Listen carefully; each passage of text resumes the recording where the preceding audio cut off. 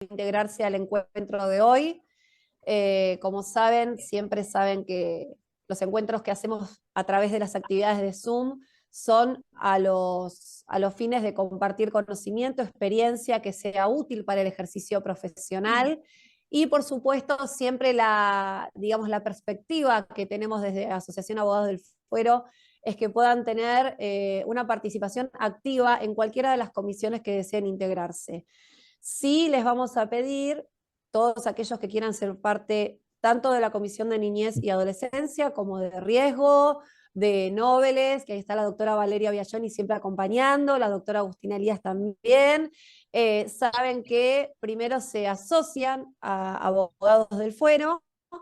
En el chat se va a compartir el enlace para integrar la asociación y ya después cuando reciban en sus correos electrónicos el número de socio, piden la incorporación al correo electrónico para integrar la comisión. El correo electrónico de la Comisión de Niñez y Adolescencia es derechonnia@abogadosdelfuero.org.ar.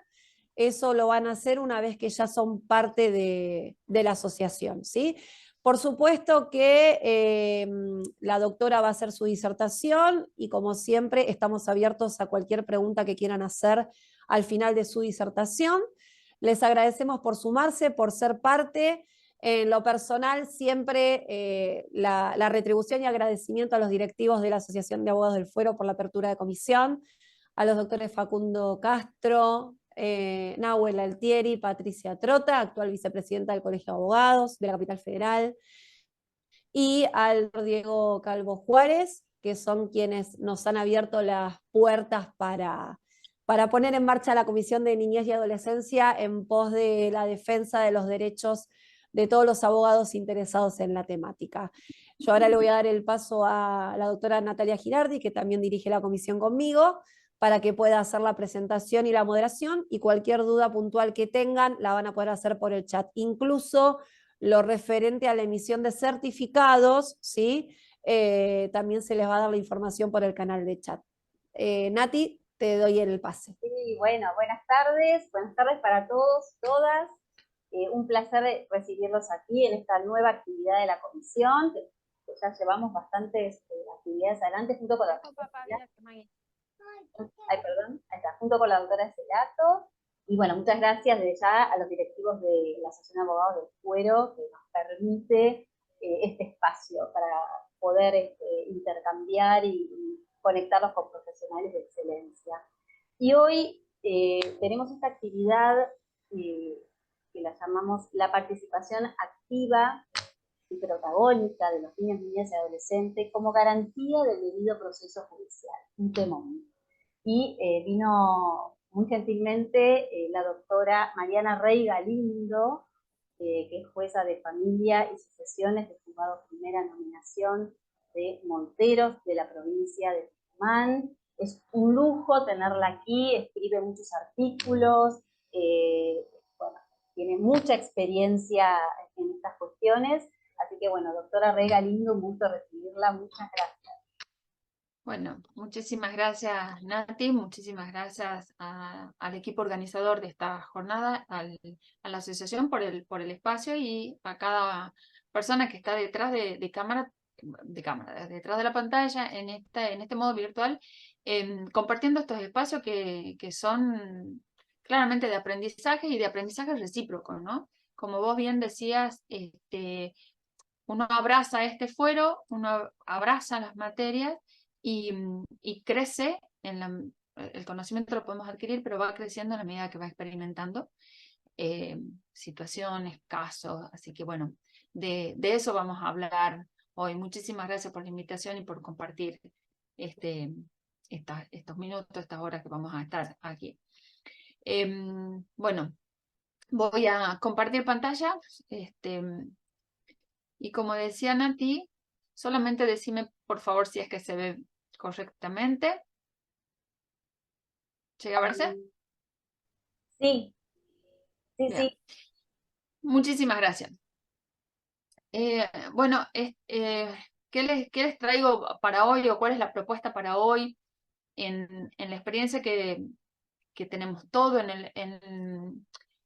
el ejercicio de de nuestra profesión. De hecho, antes de ejercer como juez, como jueza de familia, ejercí como profesional libre durante muchísimos años, entonces sé lo que cuesta de un lado, y también tengo la experiencia de cómo hacer o cómo recibir en realidad a un niño o niña en el escenario judicial, ¿no?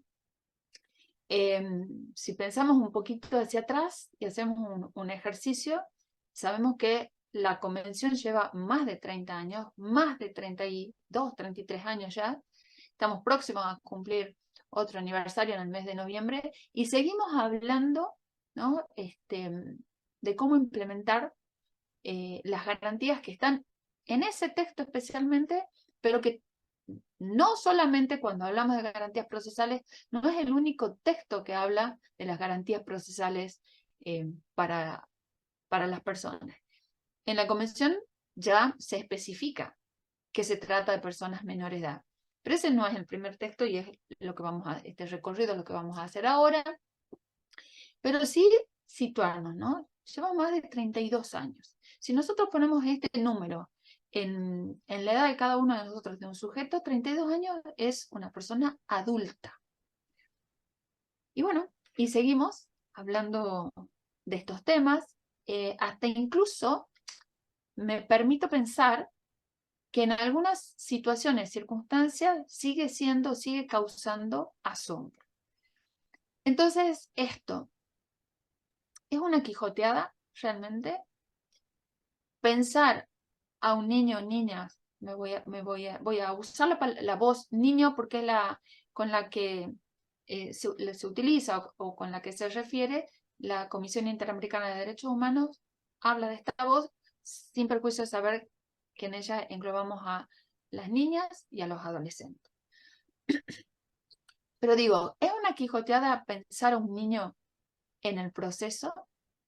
¿Es reciente esto? ¿Es cuestión de nuestros días? ¿O es que antes, tiempo atrás, quizás la edad de mis hijos, ¿no? Mi hijo el mayor tiene 30 años, antes no participaban los niños, no había temas de niños en un proceso judicial? Traigo esto del Quijote, un poquito mezclando el derecho y el arte, por la propia filosofía que trae, ¿no? La obra, esa obra literaria. Recuerden ustedes que el Quijote es un idealismo con base real y verdad objetiva. Es una novela donde mezcla el sentido común, donde Cervantes mezcla el sentido común con todos estos ideales de la nobleza, la fe, que eran propios de un caballero andante de aquella época. Esto no lo digo yo, sino un autor que ahora les cito, está en esta revista de filosofía, y se dice que esta obra simboliza la eterna lucha entre los ideales y las realidades.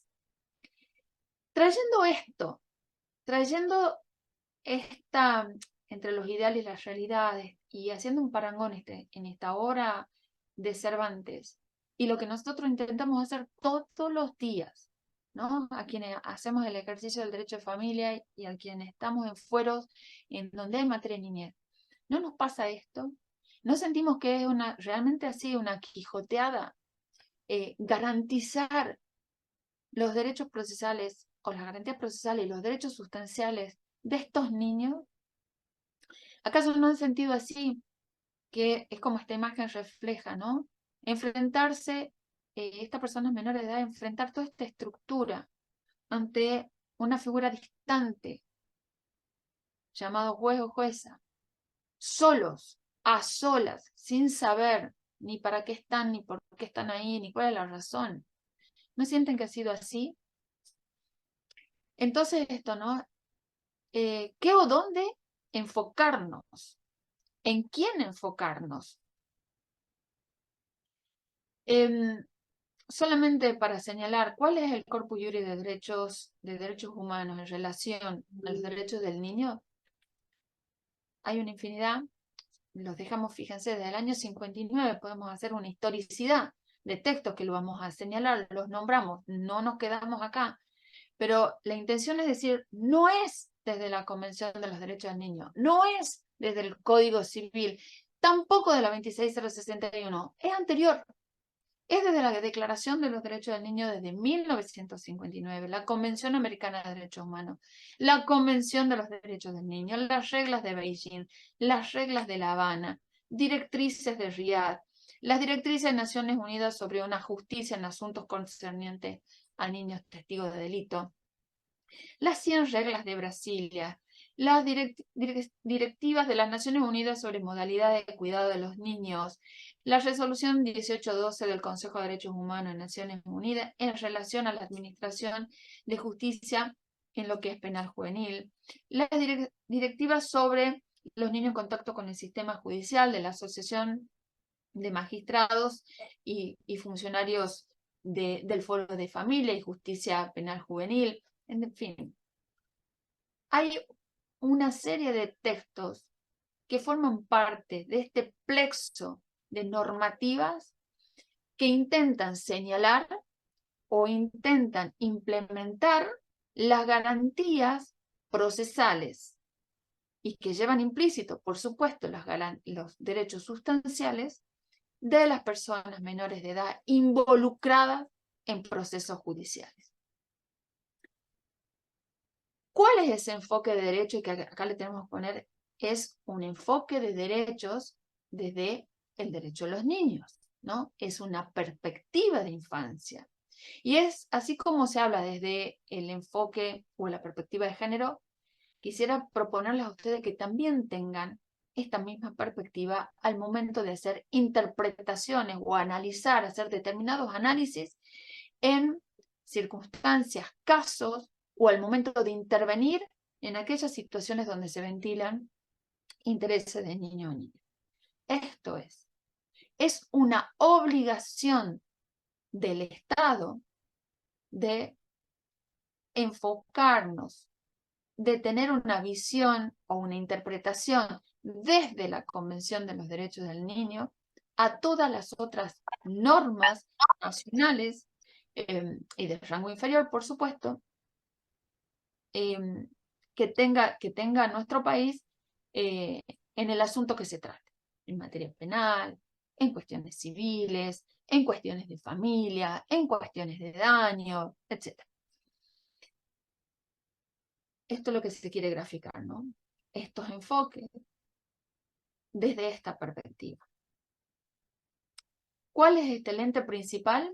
Por supuesto la Convención, porque es el texto cardinal, donde están enumerados todos y cada uno de los derechos del niño, como les decía, no es el único, anteceden otros que sirvieron de base para que esta convención sea específica en materia de niñez, y que esta convención pone el centro al niño, ¿no? Sí habla de la centralidad de este sujeto en materia de derechos. Y aquí hay que tener cuidado con estos ismos, ¿no? Los paternalismos y los adultocentrismos. Solo para refrescar, recuerden que antes de la convención estaba vigente lo que era el sistema de situación irregular o la ley Agote, en donde la persona menor de edad no era considerada un sujeto, sino más bien un objeto o en una categoría tal en que el juez, como buen padre de familia, podía disponer de esa persona. Ese órgano, en esta figura, porque así lo decía la ley, podía saber qué era lo mejor para ese niño o niña. La voz de ese niño o niña no importaba. Era solo aquello que este adulto o este órgano entendía que era lo mejor. Por eso se habla o se refiere al paternalismo.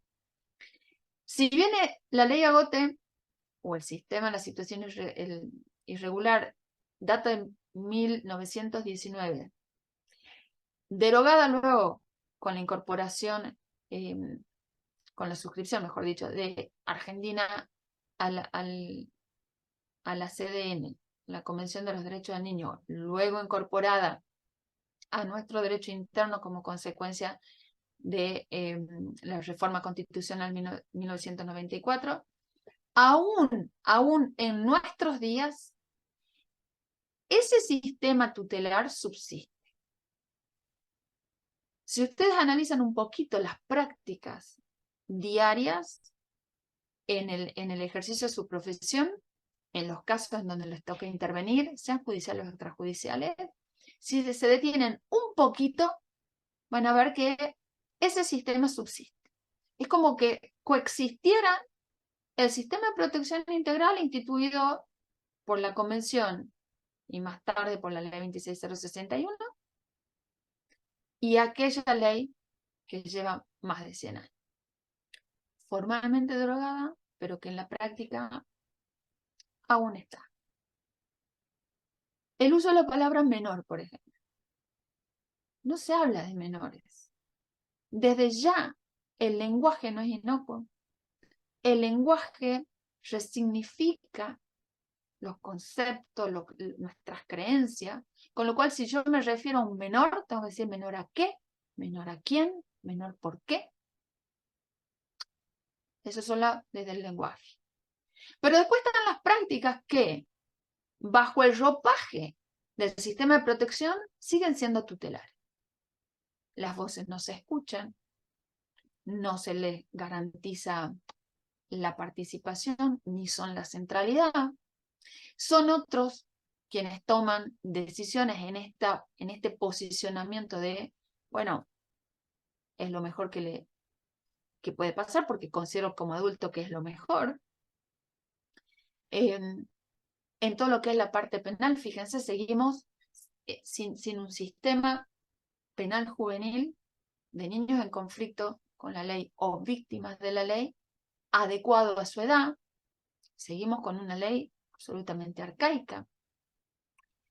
Los sistemas, todos los diseños procesales están pensados siempre para el adulto. Quizás adecuemos, adaptemos algunas prácticas, pero no son diseños procesales pensados desde este colectivo vulnerable. Cuando me refiero a eso, me refiero al niño. No está pensado. Está pensado para la generalidad, pero siempre adulto. Y ese adultocentrismo, esos ismos que empiezan a aparecer, es la relación de poder entre la persona adulta y la persona menor de edad, ¿no?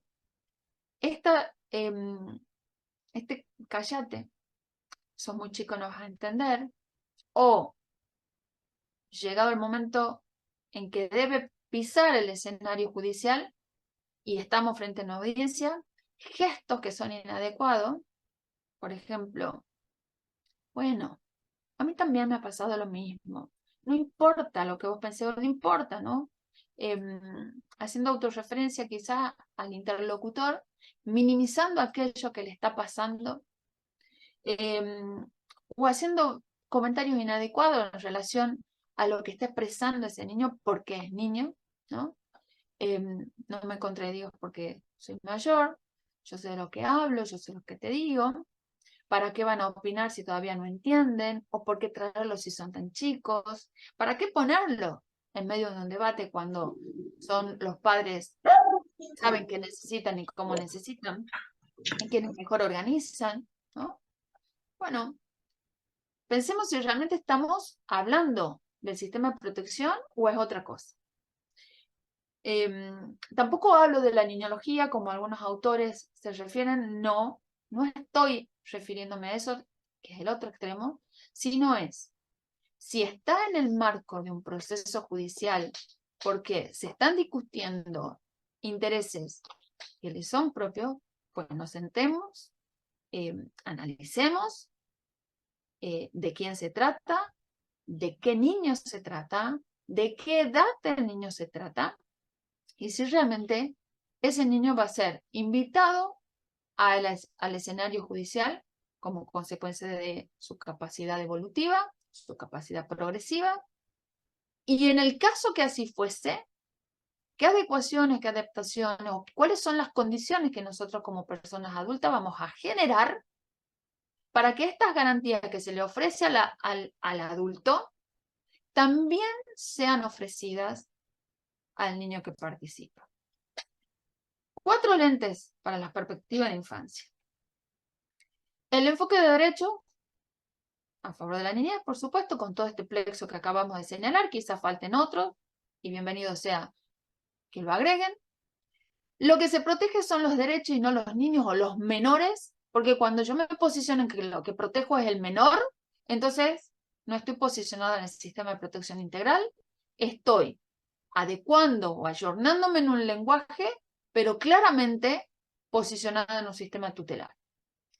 Ofreciendo una escucha activa, y cuando habla de escucha activa es la disposición de escuchar a un niño,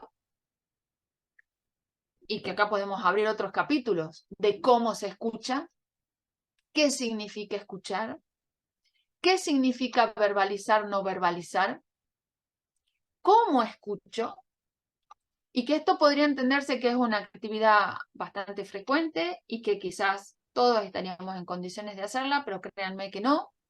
De hecho, la Corte de la Provincia de Buenos Aires hace muy poco, 2 o 3 años, recién sacó un protocolo unificando las prácticas de cómo se debería escuchar a un niño en un proceso. Y saber que este niño es una otredad. No es un apéndice nuestro, no es algo que, bueno, hago de cuenta, lo traigo al proceso y ya. Porque habrá procesos en donde el interés es propio exclusivamente de él y otros son terceros. Y existirán procesos como en alimentos en donde lo que se discute es un derecho en cuya titularidad es de este niño, si hablamos de alimentos derivados de la responsabilidad parental, que discuten personas adultas en representación de ese niño, pero el titular de esos derechos es él. Serán cuestiones de dinero, ¿no? Podemos hablar de esto. ¿En qué carácter participa? ¿Lo llama el proceso o no lo llamo? ¿Puede iniciar un pedido de alimento a favor de uno o de ambos progenitores? ¿Va a la mediación o no va a la mediación? ¿Qué tipo de pruebas en el caso que se admita una demanda cuyo actor es una persona menor de edad, viene con abogado del niño? ¿Qué tipo de prueba? ¿Absuelve posiciones o no absuelve posiciones? Bueno, estas otredades que tienen que ver con cuestiones subjetivas y con cuestiones estrictamente objetivas que hacen a las garantías procesales. ¿Cómo usar estos lentes cuando este niño ingresa a este escenario? Y que no es cualquier escenario, es un escenario complejo, porque para las personas adultas también lo judicial es un escenario complejo, un escenario de conflictos, y este niño entra en eso, ¿no? Entonces, ¿cuáles son las condiciones? 2 condiciones nos impone el Comité Interamericano de Derechos Humanos. En un texto maravilloso del año 2007, que es un informe que hace respecto a las garantías de derechos a favor de las personas menores de edad, que luego se las comparto, por supuesto. En ese texto indica que la participación no es cualquier participación, no es tan solo convocar a una audiencia al amparo del artículo 12 o a la luz del artículo 12, sino que esa participación debe ser activa y protagónica. Importantes las calificaciones que le da. ¿De qué manera garantizar que sea activa Y en esa condición de que sea activa y protagónica, ¿cuáles son las adecuaciones que debemos generar en diseños procesales que solamente están pensados para adultos, hablantes, leyentes, ¿no? Cuando hablo de esto es porque tenemos todavía un sistema de escrituralidad, y en este sistema de escrituralidad o de oralidad en algunas provincias, o el mixto, siempre en un lenguaje técnico. ¿Estas condiciones son las adecuadas para este justiciable? Y entonces podríamos preguntar, ¿no? ¿Qué ves? O les pregunto a ustedes, o esto es algo que siempre vuelve en mí. ¿Qué ves cuando ves a un niño en el proceso?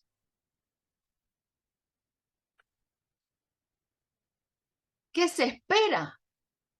¿O qué esperamos de un niño en un proceso? ¿Acaso pensamos que ese niño se va a comportar como un adulto? No digo que el adulto se comporte como niño, pero si estamos hablando de los intereses propios, estamos hablando del enfoque de derechos, estamos hablando de perspectiva de infancia, estamos hablando de un texto que dice que todo niño es sujeto de derecho y que tiene oportunidad de ser oído. En esta imagen que les presento acá, tendrá 2, 3 años. ¿Puede participar? Ante estas circunstancias, ¿cuáles son las adecuaciones? O como es, o como tiene 2 o 3 años, me apropio de eso y resuelvo según mi parecer. Son preguntas quizás retóricas que no tengan hoy una respuesta, o cada uno la puede ir construyendo. Bienvenida sea la que vayan construyendo en estas horas y en lo sucesivo. Pero sí está bueno repreguntarse. ¿Estamos hablando del sistema de protección? ¿O cuando tengo este niño bajo estas características, o quizás otro de mayor edad, pero con otras singularidades, por ejemplo, que no hable el español, que no sea la primera lengua el español? Muchos de nuestros ciudadanos no tienen como primera lengua el español, tienen lenguas originarias. Hay otras naciones conviviendo con nosotros. Los gitanos es una, los BOM es otra, autorreferidas como naciones, conviviendo en el territorio de la República Argentina. Y en ese caso, estos niños ¿acaso no tienen circunstancias atravesadas por la ley? ¿Acaso no hay otros niños quizás de mayor edad no oyentes, no hablantes? Si tengan incorporado un lenguaje de señas y quien realmente no está en condiciones de comunicarse soy yo porque no tengo incorporado este lenguaje, no lo sé.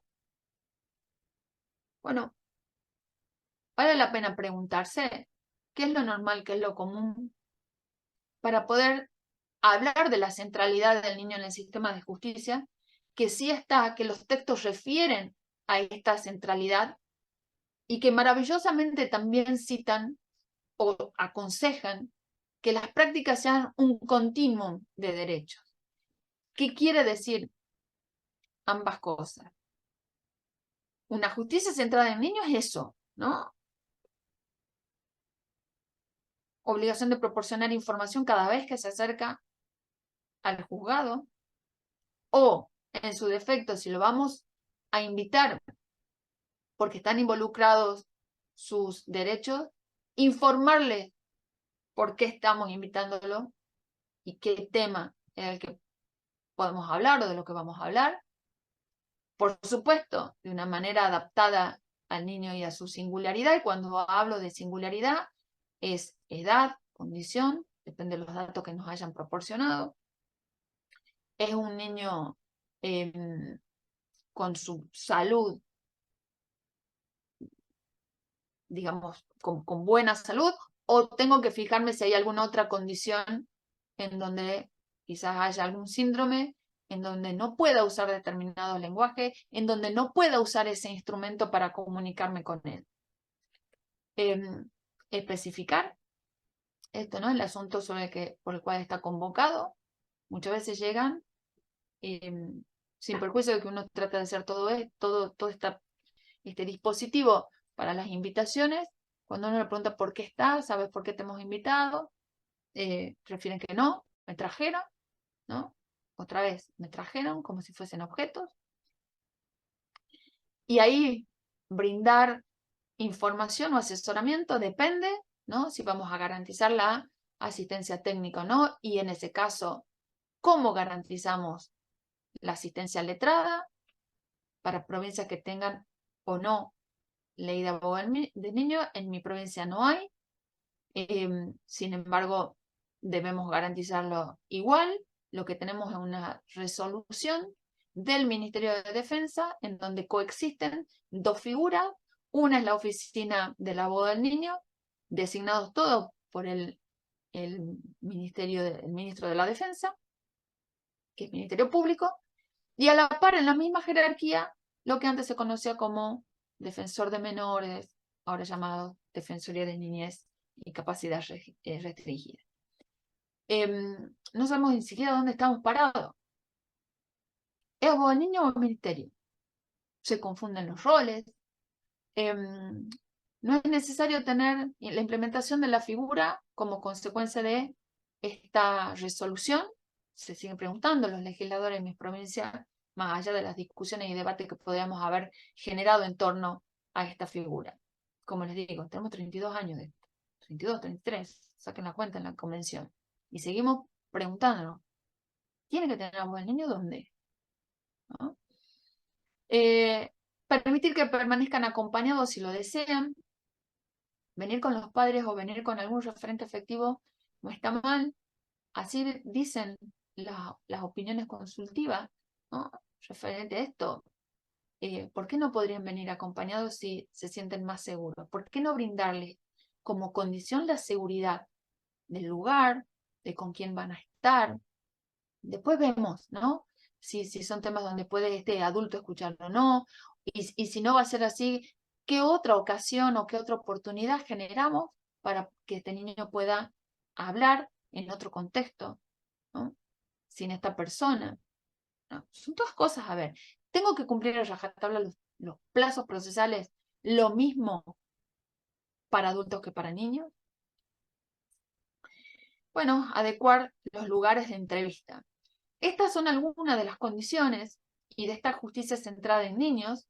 Ustedes pueden encontrar más. Podemos seguir construyendo otras porque de verdad no hay. Están como dispersas en estos textos, pero cada una de las prácticas y desde las praxis puede ir generando mejores condiciones. Y esto es lo que le hablaba del continuum, ¿no? Que habla este informe del año 2017. Es todo, es durante el proceso, no es una intervención aislada, terminó, ya está, hice un artículo 12, con eso hago de cuenta que cumplí con la garantía y sigo garantizando solo el debido proceso en relación a las personas adultas o solo evitando la nulidad, ¿no? Visto ya desde el órgano jurisdiccional, evito nulidades, tengo todas las medidas de saneamiento, pero me estoy olvidando que quien participa necesita del adulto, de la persona adulta, que genere las condiciones de actuación.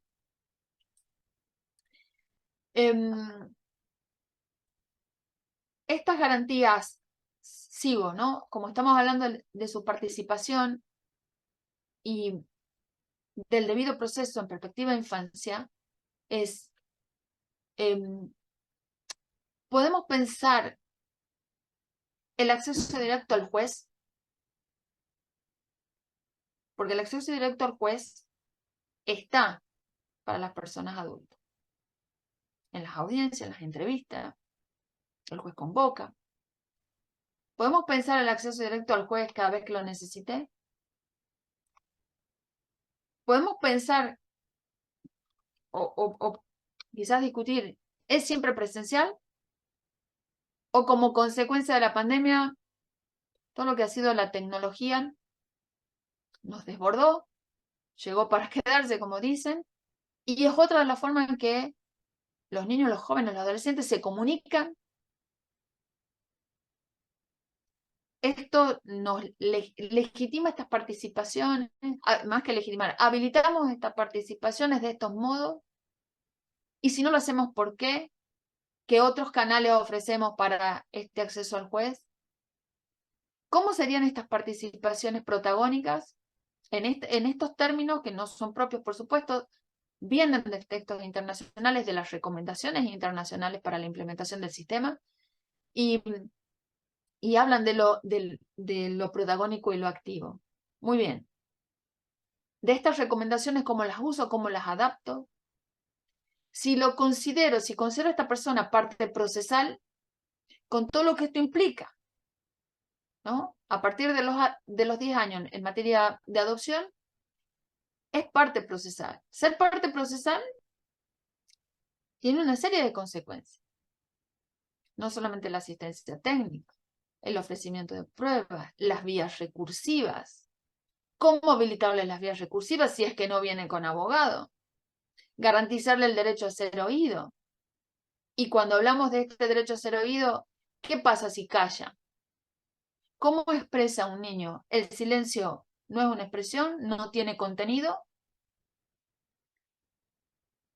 La doble instancia, esto de la doble instancia también es para las personas menores de edad, ¿no?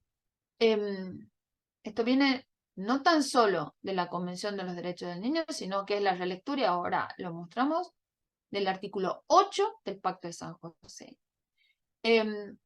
Lo que venimos enunciando y todas estas condiciones están en las observaciones generales del Comité del Derecho al Niño, dispersas, pero están, es cuestión de buscarlas, como por ejemplo, ¿no? Los niños deben ser tratados como niños y no pretender, y esto vuelvo a la pregunta de inicio, ¿qué veo cuando veo un niño en el proceso? ¿Cómo espero que se comporte ese niño? ¿Como adulto?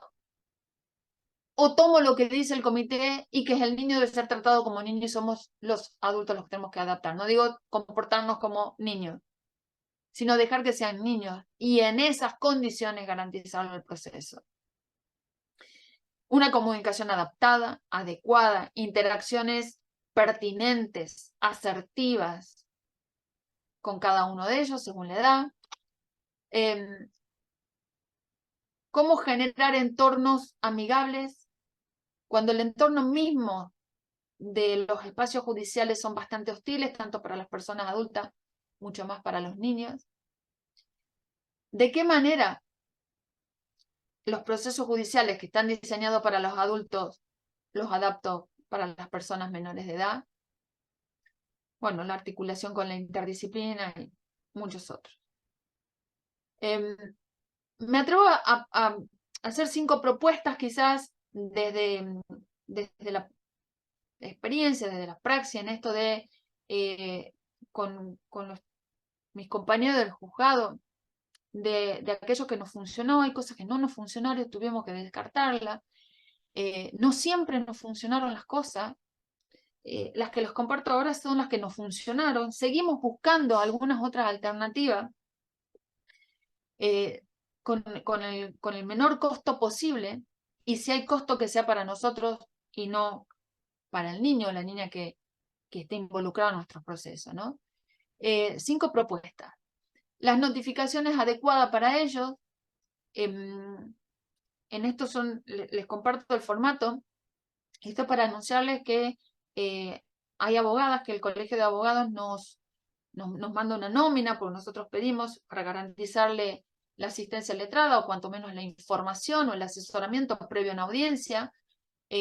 Bueno, como generar esta condición a la que yo les vengo diciendo. Entonces, les comunicamos así: usar lenguaje adaptado, cédulas de notificación en formato especial. Cuando había papel, teníamos el icono de la Convención de los Derechos del Niño en las manos, estaban coloreadas en la cédula para que se distinga cuál era la cédula que iba al adulto y la cédula que iba para el niño.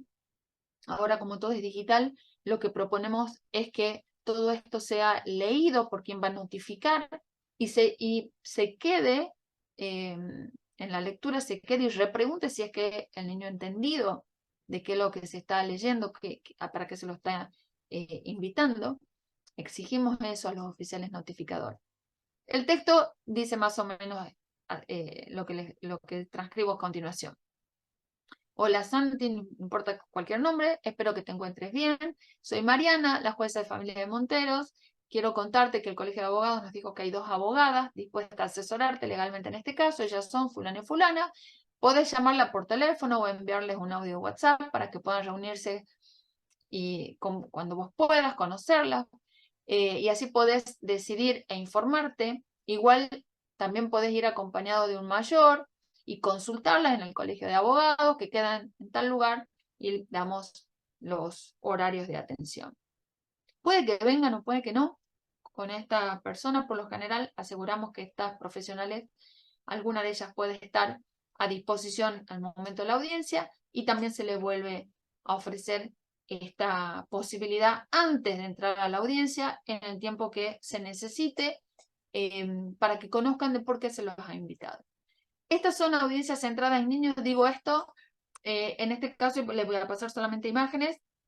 En este caso es una niña que no podía bajar de los valles, donde nosotros nos trasladamos junto con el equipo técnico y el ministerio. Bueno, nos fuimos hasta un lugar donde ella podía acercarse en la cuestión de la distancia. La barrera geográfica es una barrera importantísima en el acceso a la justicia, en la accesibilidad a la justicia. Bueno, acá lo que pretendemos es subir periódicamente, subir me refiero porque es zona de montaña, acercarnos hasta el lugar, generar un número de audiencia o generar la propuesta para escuchar a los niños en lugares amigables, en lugares adecuados, donde ellos se sientan seguros y no que sean ellos los que se tengan que trasladar. Primero, la distancia son como 90 kilómetros de montaña, implica gasto de dinero, y no tan solo en el pasaje de ida y vuelta de ellos, sino con quienes tuvieran que ir acompañados.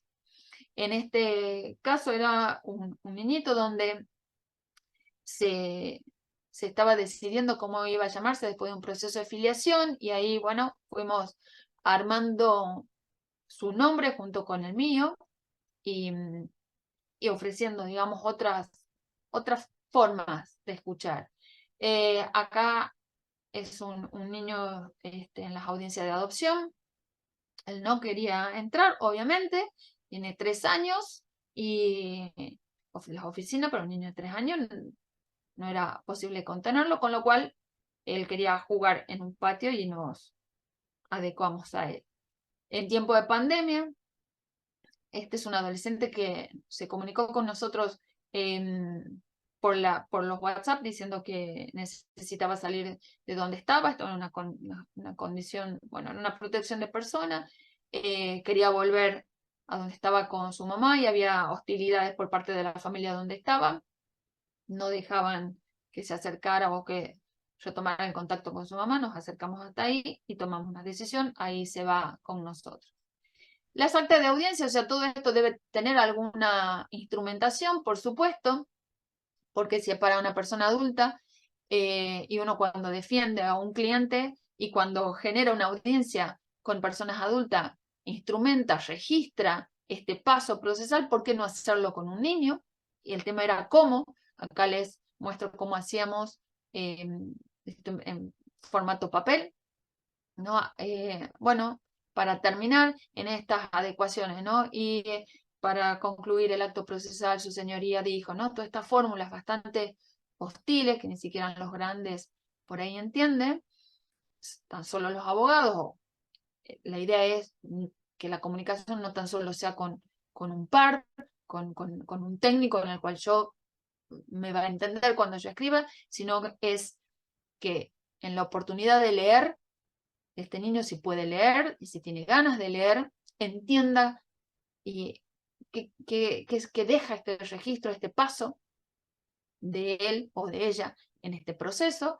Entonces lo proponemos, no fue muy bien con esto, nos sigue yendo bien con esto, por eso lo traigo.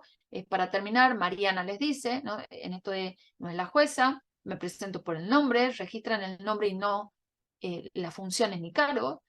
Gracias Pia y Aileen por venir hasta mi oficina, gracias por contarme qué les gusta, cómo viven, les doy la bienvenida a esta oficina, pueden volver cuando quieran, y esto un poco es aquellas fórmulas o el parafraseo del 12, ¿no? Tenerlos por presentados, tenerlos por escuchados, y escucharlos cada vez que los necesiten. Bueno, cosa que nos ha ido bien, nuestras prácticas nos resultó. En este caso ellas no querían, pintaron la pizarra de rosa, no querían firmar, pero en este otro sí, fíjense, ahí firman, esto era el expediente judicial, ahí ponen sus nombres, y quien no sabía firmar, bueno, al menos un dibujo.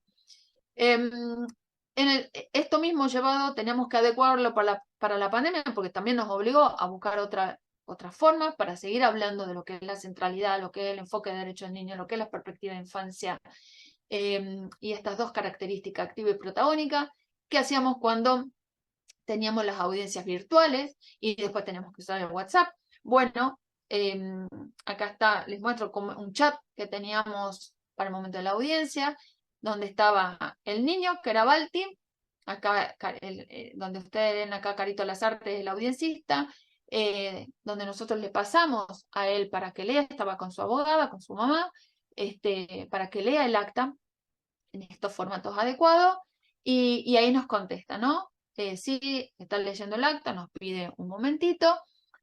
Fíjense, si ven el tiempo, era 12:55 cuando nos dice que estaba leyendo, y 13:48 recién nos dice si está bien, ¿no? Entonces nosotros en ese momento le decimos, bueno, Balti, subimos, porque también le damos la posibilidad de decir si hay algo que no creas que no es lo que refleja lo que hablamos, bueno, podemos cambiar. Este es otra de instrumentos que recibimos a través de el WhatsApp, porque los niños no pueden, luego de la instrumentación del expediente digital, donde al adulto y al profesional se le exige claves, casilleros digitales, notificaciones digitales. Bueno, un niño no tiene eso. No está preparado el sistema para recibir a un niño en estas condiciones, ¿no? Salvo que, por supuesto, tenga un abogado del niño, pero el abogado del niño, ¿dónde lo consigue? ¿Cómo lo consigue? Etcétera. Bueno, nosotros tenemos un teléfono puesto a disposición en donde lo tomo como válido a las intervenciones o a este tipo de presentaciones que nos pueden hacer. Y acá tenemos una, dice, me manda este dibujo diciendo que era Alfonsina, en el que tenía problemas en la ejecución del régimen de visita que habían acordado en mediación su papá y su mamá, pero que en realidad quien obstaculizaba todo esto era su abuela. Y acá está Alfonsina, ¿no? Eso que ustedes veían en ese papel me lo manda también a través del WhatsApp.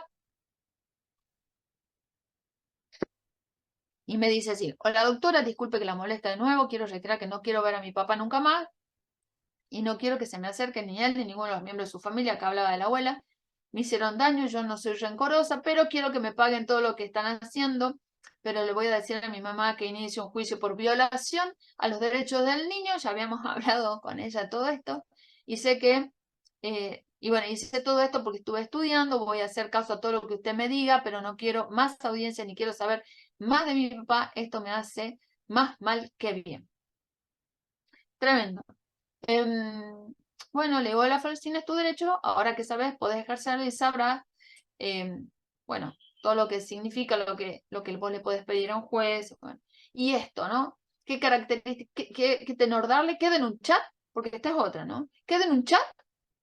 ¿O realmente acá se inicia algún incidente? ¿O es ella la que, me refiero a incidente porque quizás en sus provincias puede estar instrumentado de otra manera? ¿O realmente acá es la ejecución, pido la suspensión de término, la suspensión de la ejecución de este convenio, ¿no? Bueno, hay que preguntarnos de esto. O queda como, qué bonita, qué lindo, qué tierna esta niñeta, y no dije nada. O realmente hablo de la seriedad, hablo con muchísima seriedad y concedo seriedad a esto que me está diciendo Alfonsina, e instrumento las vías que tengo que instrumentar. Este es otro, ¿no? De cómo escribir la sentencia. Esto es la historia del niño que queda en un papel. Es qué historia y qué papel. Y en este es Ian, en el que en parte de la sentencia les comparto ahí. Él, cuando teníamos la audiencia, les muestro acá, teníamos la audiencia con él, pintó a Doris, y cuando le habíamos preguntado por qué pintaba a Doris, él nos contestó que Doris era la mejor amiga de Nemo y que era quien lo ayuda a buscar a su mamá a su papá cuando Nemo se había perdido. Bueno, un poco era la historia de él en el marco de la adopción que se instrumenta luego, y cuando escribimos la sentencia traigo esto porque era de esta historia, en este papel, porque era lo que marcaba, en ese momento, marcaba el niño en el dictado de la sentencia que yo tenía que escribir, ¿no? Dice, al momento de saludarnos, para retirarnos, Carolina a la mamá adoptiva le pide que ordenen los lápices de colores y el dibujo que había coloreado en los personajes de Nemo y Doris, y recogiera las cosas. Y esto. Y en un momento como él no verbalizaba muy bien, él dijo, vamos 5-8, yo no había entendido, y Carolina, la mamá, nos traduce, nos dice, no, pasa que ellos viven en la ciudad y ella no tiene vehículo, acostumbra a moverse en taxi, y cada vez que sube, da la dirección, la calle y el número, y lo dice así, 5-8. Por ejemplo, Guatemala 5-8.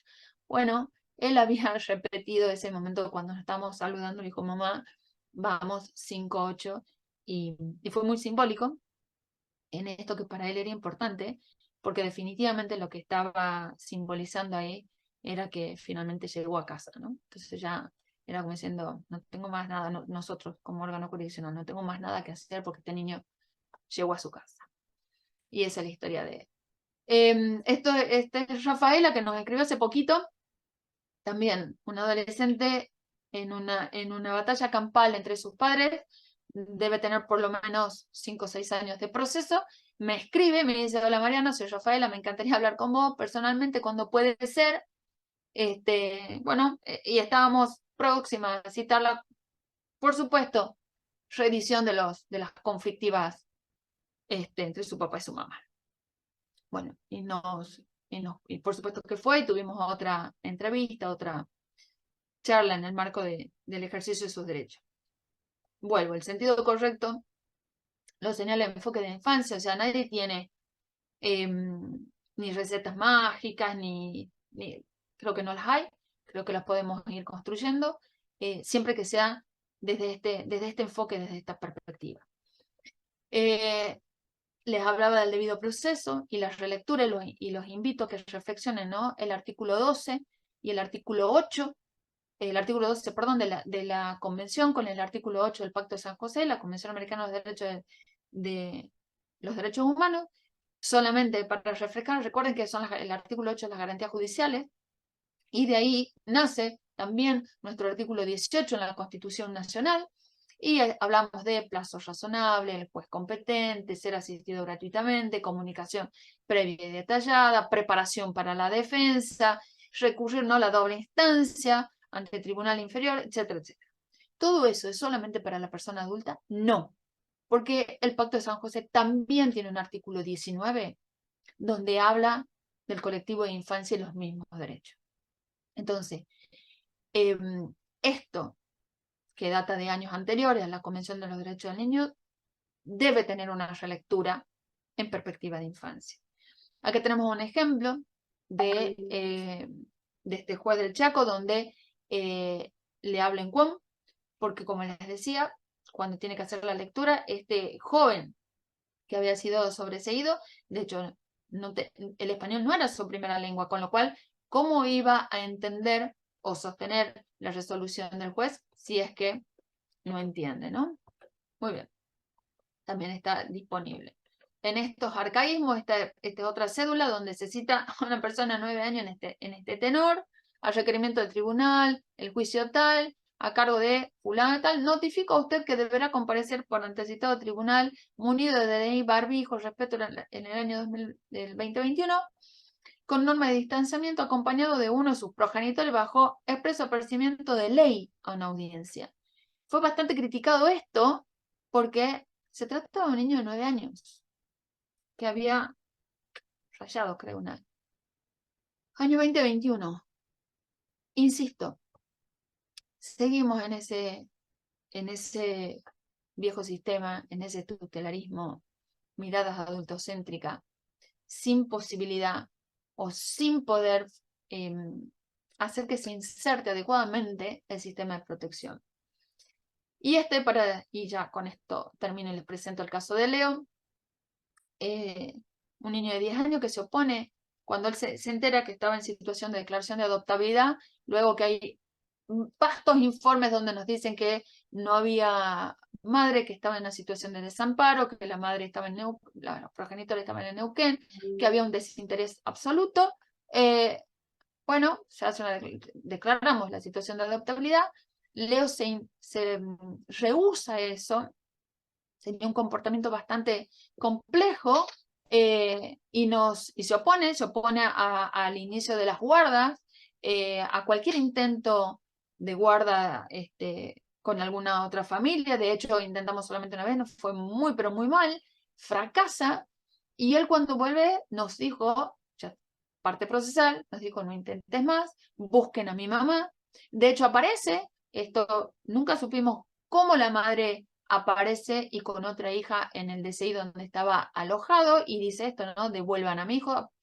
La declaración de adoptabilidad había sido en octubre aproximadamente, y la madre se presenta 4 o 5 meses más tarde, y a partir de ahí tuvimos que hacer un trabajo interdisciplinario con profesionales externos, por supuesto, para despejar qué es lo que había pasado, preguntarnos qué pasó en este caso, en el que aparecía esta madre. Pedro decía que su madre siempre había estado cerca, y hay otros detalles ahí en el comportamiento de él que más tarde empezamos a apreciar que era verdad, que su mamá en algún momento o en varios momentos de la vida de Pedro sí estuvo, pasa que no hubo registro, y después de 7 meses de trabajar con sentencia firme y con profesionales externos, el resultado fue del equipo técnico que intervino. Hay una madre para este niño y hay un niño para esta madre. Contundente. De ahí que Pedro me manda ingresa este escrito. Dice: querida jueza Mariana, mi nombre es Leo, quiero irme de acá, me quiero ir ya a Neuquén con mi mamá y mi hermana, porfa, ya. Y ahí les voy marcando, ¿no? El acceso directo al juez, y yo esta pieza realmente vuelvo e insisto, si realmente estoy hablando de los derechos del niño y una garantía cierta, y estoy posicionada en un sistema de protección, estas piezas no pueden pasar como una cuestión de meras ternuritas o algo como una anécdota en el expediente, sino que Pedro estaba sin asistencia letrada, pero sí había un ministerio público trabajando muy bien en lo que era el control de legalidad de este proceso, y al ingresar esto supimos que esta pieza era contundente y llevaba implícito muchísimas garantías procesales. Mucho de este artículo 8, mucho del artículo 18 de nuestra Constitución, y por supuesto toda la implicancia y la incidencia del artículo 12 de la Convención. El acceso directo al juez, la identidad de él, la pretensión: quiero irme de acá, la identidad familiar, mi madre y mi hermana, y el recurso, porfa, ya, ¿no? Pensamos, porfa ya, ¿qué era? ¿No? ¿Qué hacíamos con esta sentencia? ¿Qué hacíamos con este pedido expreso de Pedro? El plazo, ya. Como decía el doctor Molina, ya retirado, ¿qué tiempo es un tiempito para un niño? ¿No? En una medida excepcional, ya había dictado una sentencia de declaración de adoptabilidad, 7 meses trabajando con él, él ya era así, de hoy para mañana, y mejor si fuese sido ayer. Y la firma de él asumiendo sus actos. Conclusión, este caso lo tratamos como un recurso in extremis, un recurso llevado al límite. En esa pieza contenía eso porque es un niño, porque un niño tiene la asistencia técnica y no tiene por qué saber argumentar y fundamentar un recurso, porque no pretendo que se comporte como adulto. Entonces, por supuesto, revocamos la sentencia, reintegramos a Pedro con su mamá y restituimos la responsabilidad parental solamente con ella, no así con su papá. Muy bien, cerrando, y vuelvo a lo del Quijote. Si pensamos, los derechos de los niños, de verdad, el sistema de protección integral, y todo lo que ello implica, y las incidencias que este sistema o que este debido proceso tiene, el debido proceso del que habla la Convención del Pacto de San José, cuando de niños se trata, ¿son ideales o realidades legales? Diría Albert Einstein, lo que dicen que es imposible no deberían molestar a lo que están haciendo. Muchísimas gracias. Muchas gracias, doctora. Excelente, la A verdad. ustedes. Excelente. Ahora vamos a habilitar si quieren hacer una consulta o nada, ¿qué les pareció? O compartir alguna experiencia, algo que les haya quedado. Totalmente. Estoy Sí, sí, como no. Los que quieran participar, levantan la mano o ponen en el chat alguna pregunta. Interesantísimo esto del acceso a la justicia, ¿no? Pero ¿cómo? Y pruebas con, digamos, cuestiones contundentes, como un chat, el uso de las TIC, digo, es muy actual, ¿no? La creatividad. poquito. Quizás, aunque parezca una cuestión menor, mira, cuando de niños se trata, ¿no? De menores se trata, es significante. Es altamente significativo porque se trata de esa adecuación. ¿Cómo se comunican? Si Claro, no es a través de este medio, ¿no? O pretendemos que solamente con escritos, ¿no? Porque eso es no mirarlo como niño. claro, es el Y desafío. realmente, claro, Es un desafío. ahí estamos posicionando otra vez en el adultocentrismo. ¿Cómo hacer, de qué se trata el acceso a la justicia? ¿No? Entonces, también es pensar en eso.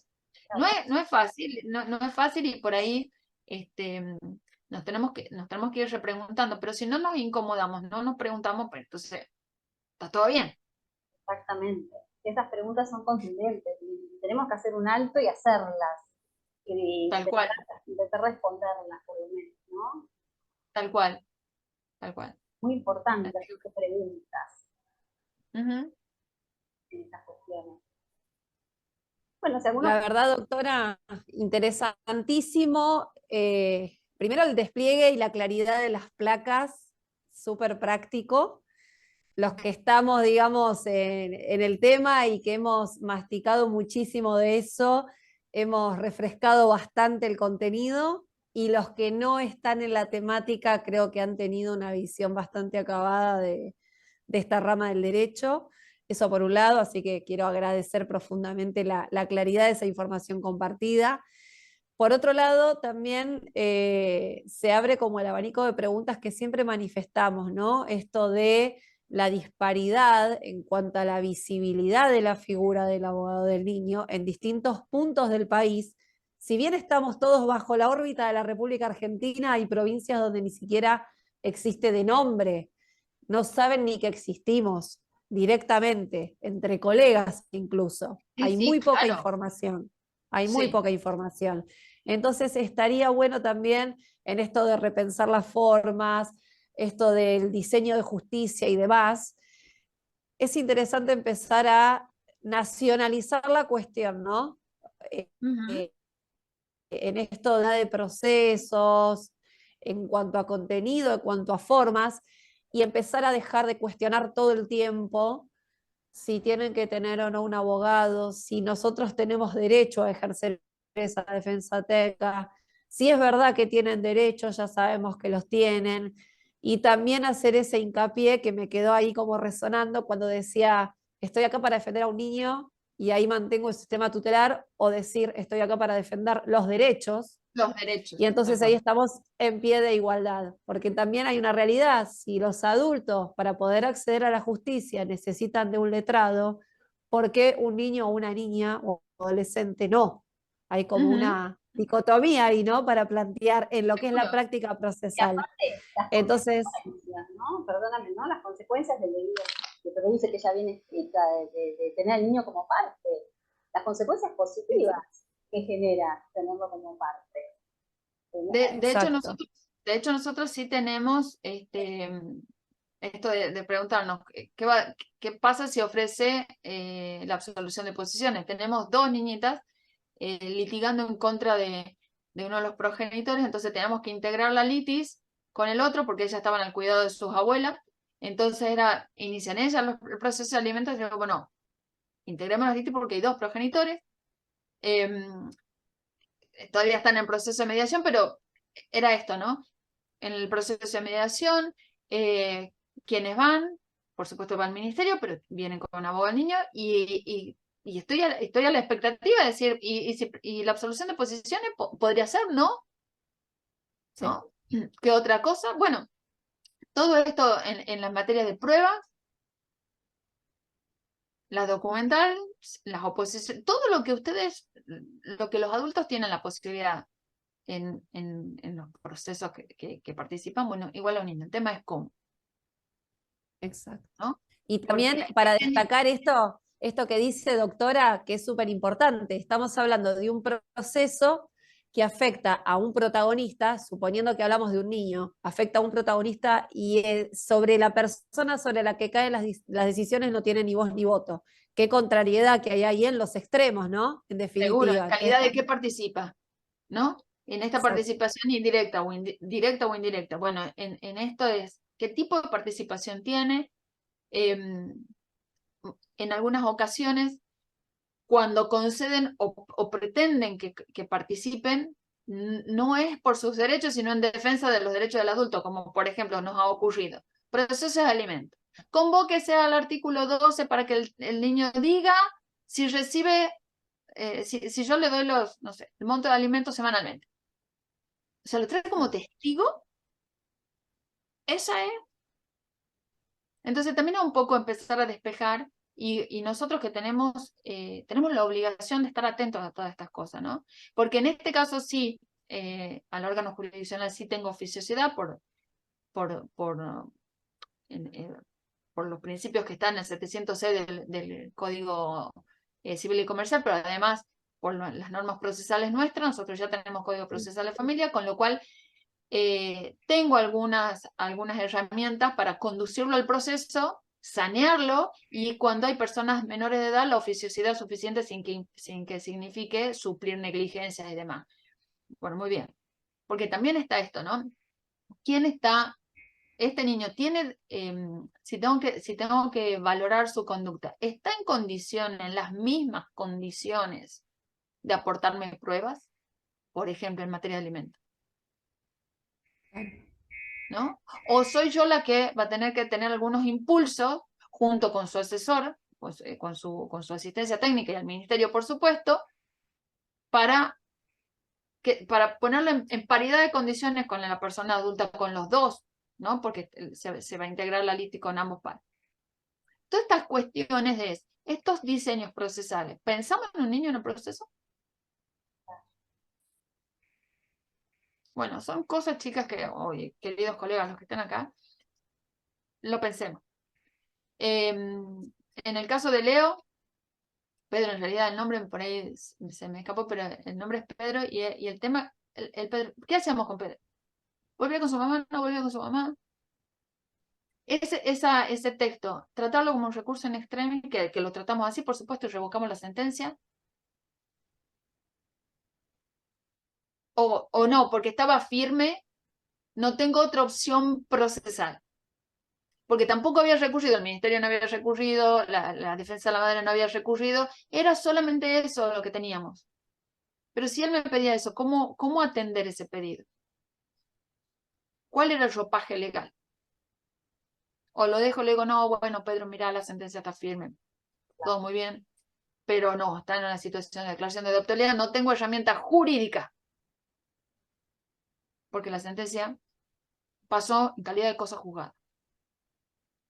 Bueno, ahí hay un claro caso práctico donde la voz del niño, en este caso plasmada en una hoja, la sentencia. Digo, eso es lo que tarde esto, ¿no? Él no tenía Entender abogado, las no, distintas no, no, maneras no, en las que se sí, manifiesta. él no tenía abogado al niño, de hecho lo Claro, ofrecimos, pero él claro. dijo que no, No tenía abogado. no, y el ministerio hizo otras cosas, pero no recurrió a la sentencia. Fue él, ¿no? Exacto. ¿Estás? Así. ¿Estás? Sí, sí, Pedro, estoy, ya te paso. No es que Pedro puede subir a un expediente digital, a un portal SAE, esos son los portales que nosotros manejamos en el Poder Judicial nuestro.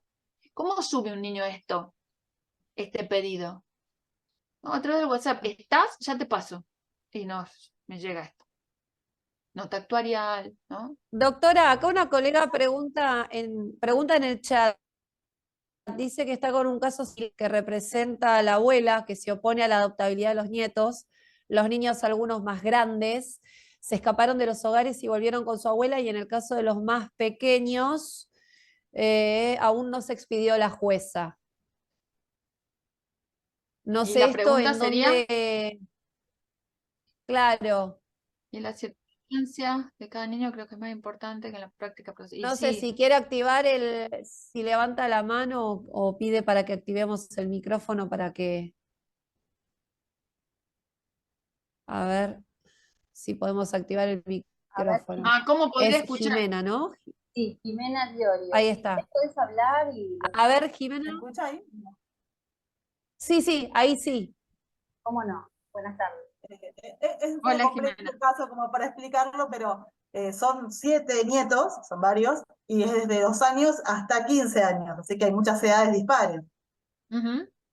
Las nietas más grandes, de 15 12 años, estaban en un hogar, la abuela se presentó para que vayan con ella, algunas se escaparon de los hogares y están viviendo provisoriamente con la abuela, el juzgado aún no se expidió, pero en el caso de los más pequeños, como es más complicado el tema se hizo el acta de escucha a los menores, pero algunos tienen 4 años, 3 años, es difícil el tema de la escucha al menor y según lo que dijeron la jueza y la asesora de menores, los más chiquitos no quisieran volver con la abuela, pero no está claro todavía eso.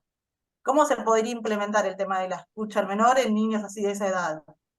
Los hay, de hecho nosotros trabajamos muchísimo con equipos técnicos Ujú. y los niños expresan, es más, en ese contexto, y de hecho está el protocolo. ¿De dónde sos, Jimena, vos, de Buenos Aires? Sí, de zona sur de VRCTI. El juzgado está en Bueno, Varela. pero sí, pero la corte de ustedes Sí, sacó un protocolo bastante bueno en lo que es escucha bien. y que escucha no significa que el niño verbalice, ¿no? Claro.